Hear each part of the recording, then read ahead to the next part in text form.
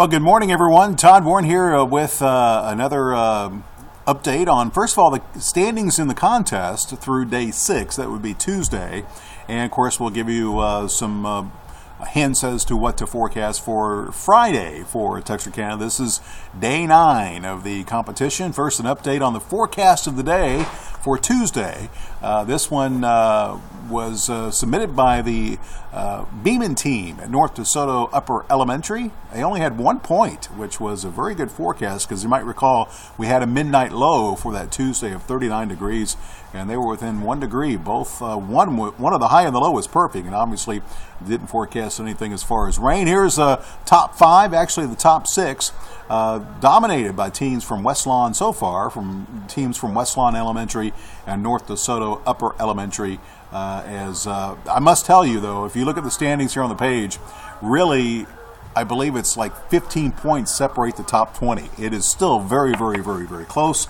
And given the fact that we're forecasting for Concord, New Hampshire, for that last week, and Jesse and I were looking at the longer range models. It looks like it could be rather active for at least part of that week. So things could get interesting for that third week. Again, that would be the last week of February. We are taking next week off, just a reminder, and then that last week of February we will forecast for Concord, New Hampshire.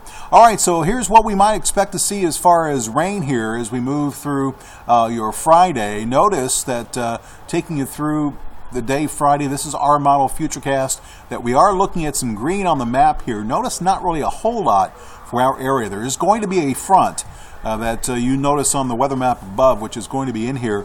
It does look like most of the rain is going to fall to the east of Texarkana and to the of the Arklatex, but nonetheless there is a chance, and you can see the probabilities of, or at least how high that chance is, with the model projections here below. But that's what we're kind of looking at as far as rain.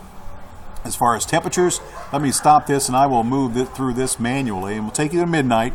Again, we're forecasting for Texarkana, and so Friday midnight, Friday morning, start off at 61. Let's see what happens here as far as those temperatures. It looks like our model might saw there 56. That would be the low at that point. Again, this is 56 right there. That could actually be the low, or could it? All right, 61. You notice 63. There we start to warm up in the afternoon. 66, 67, 70, 73, 76. Wow, 76. Interesting. And I'll explain this here in a second. And just moving forward, that front will move south, but it looks like that 55 could be the low. Very possible that front is going to dip a little bit to the south of Texarkana during Friday evening, so pay close attention to those temperatures. Now you notice that jump in temperatures there, mid-70s. Now sometimes when we see a cold front, we get what we call compression. This is going to be kind of complicated, but make a long story short, temperature tends to rise a bit as the front comes in just ahead of it, as the air gets squeezed somewhat.